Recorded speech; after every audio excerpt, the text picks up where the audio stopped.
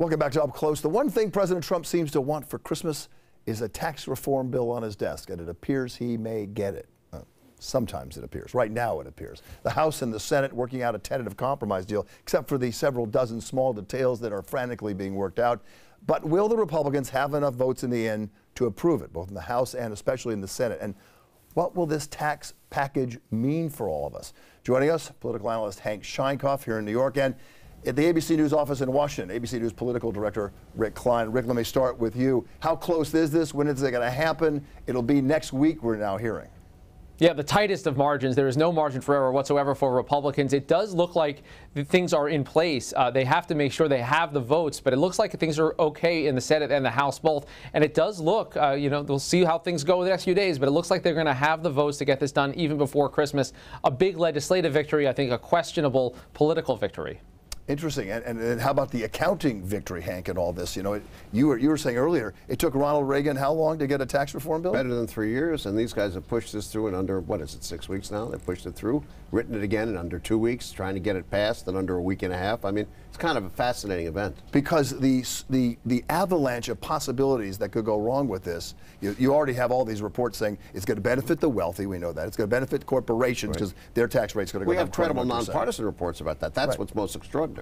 And so what does that mean? What it tells us is the reality of this is like all bills, like all things that are done by the Congress, it is ultimately political. This is the blue state murder bill. It gets rid of, it makes it impossible for people to run small businesses. It creates a tax problem that is unsurmountable.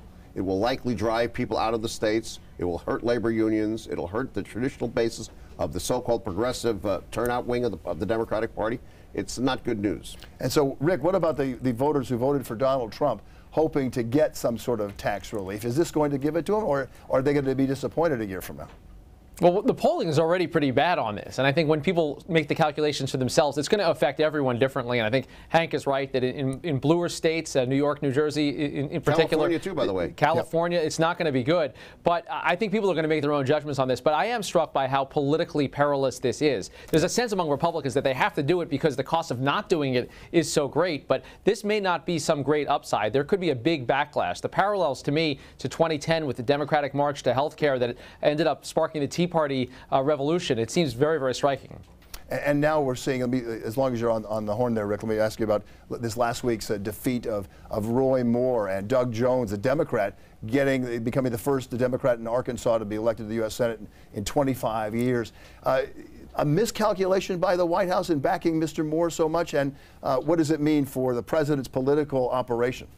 There is egg all over the Trump White House and all over the faces of anyone who advised him, including Steve Bannon, of course, to go in for Roy Moore. Look, they lost in the heart of Trump country in a race where the candidate was running the Trump playbook, where the president and the RNC all came on board for a very flawed candidate. And yeah, it punctures the idea that there's some massive Trump army out there that is going to do his bidding when Trump isn't on the ballot, and that's what they have to count on. So I think it sends the message that Democrats can potentially be competitive anywhere in the Trump era, despite the efforts by this president to try to stop political waves. Steve Bannon, not as important as he thought he was, frankly marginalized right now. The big message here is you're lucky you don't get Luther Strange, who would have won that race against Doug Jones, but more importantly, Democrats will win against onerous candidates when they have larger turnouts. George W. Bush had Karl Rove running his political operation. Barack Obama had David Axelrod. Right.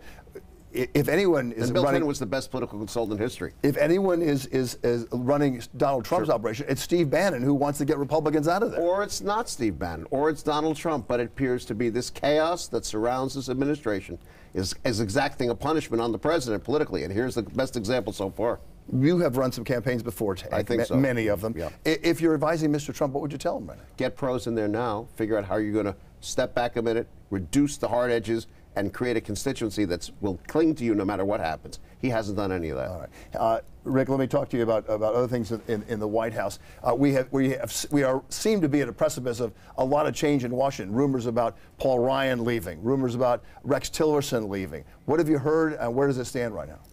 Well, I think for Paul Ryan, a lot of it may ride on this tax bill. People have described it to me, when Boehner left after he met the Pope, taxes are the Pope, and the tax cut is the Pope when it comes to Paul Ryan. So it's possible that he decides sometime after the bill passes, maybe sometime next year, that he's going to leave. But he can't really afford to be a lame duck right now. Tillerson, it would appear there will be a change at the State Department. The writing seems to be on the wall. Look, chaos is the normal in Trump's Washington. I'm just struck by how many tectonic forces we're seeing all at once, from the voters, from the people and the personalities, from the policies.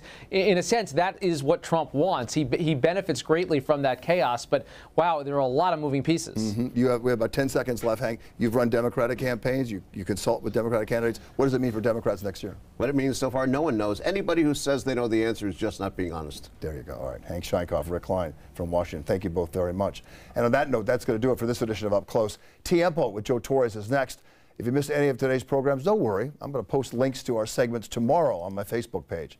Thank you all for watching. I'm Bill Ritter, and for all of us here at Channel 7, enjoy the rest of your weekend.